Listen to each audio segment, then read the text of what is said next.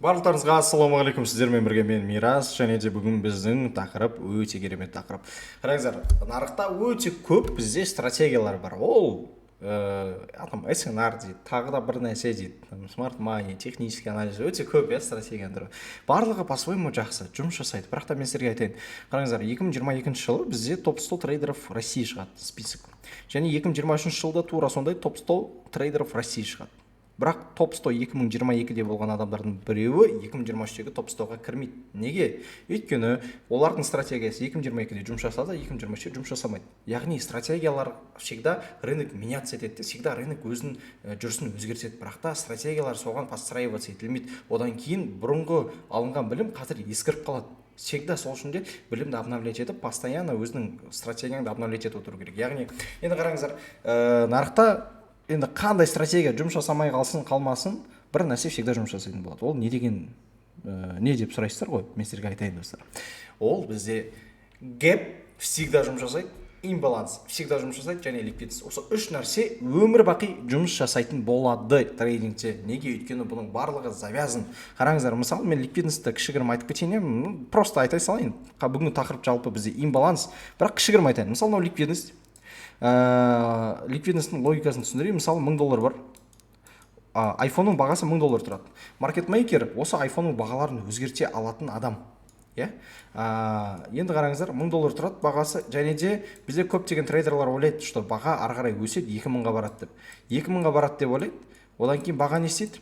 Маркетмейкер тұрады да, олардың стоп-лоссы $9 болады. Яғни $1000-ға миллиондаған трейдерлар iPhone сатып алады.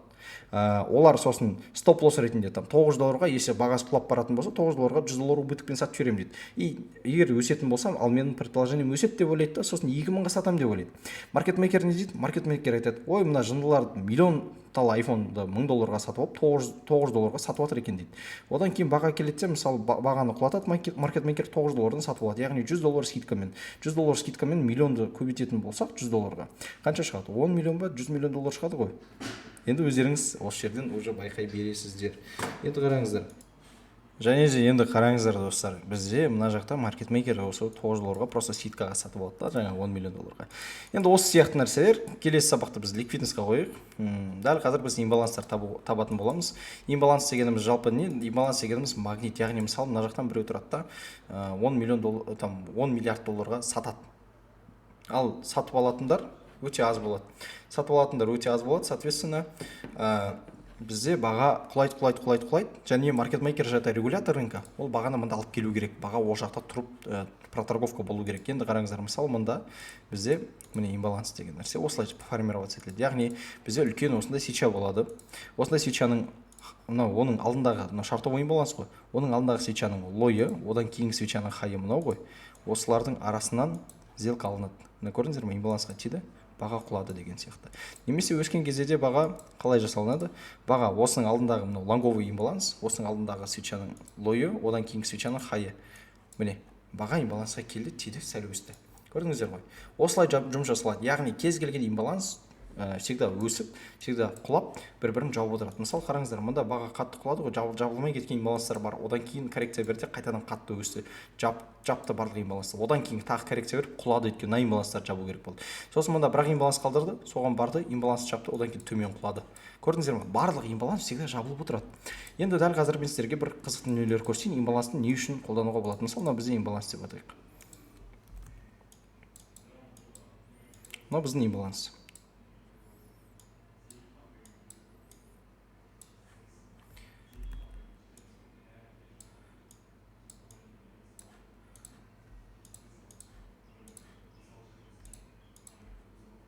Мына жақ бізде лонговый.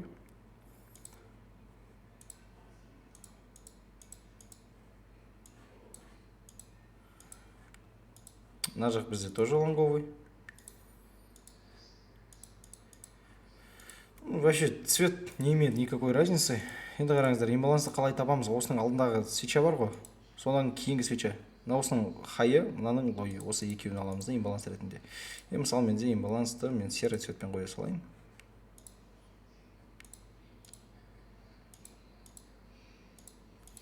Міне, осылай.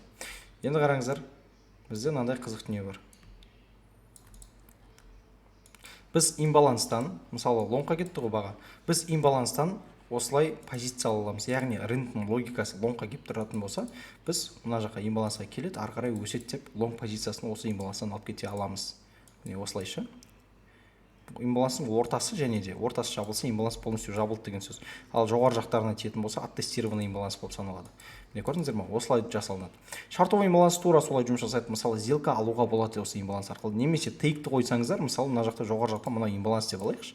Мына имбаланс.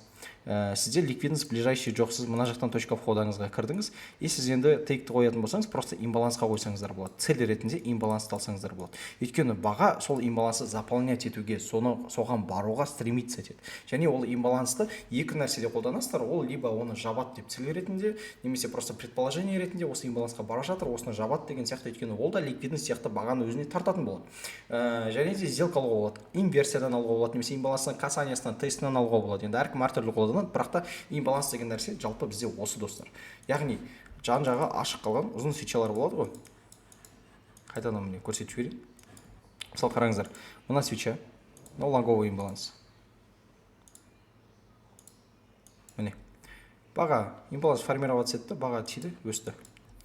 Мысалы бізде мынау тоже имбаланс, қараңыздар. Міне көрдіңіздер ме?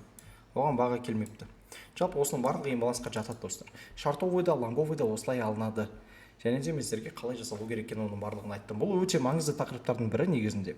Сол үшін де достар, менің инстаграмға тіркеліп қойыңыздар. Мирас Ерназар инстаграм аты.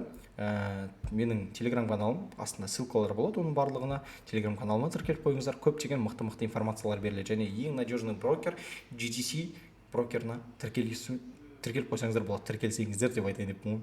Тіркеліп қойсаңыздар болады. Неге? Өйткені мен үлкен ақшалармен қазір жұмыс жасаймын. Үлкен ақшалардың барлығын тек қана GTC-мен кіргізіп, GTC-ден шығарамын.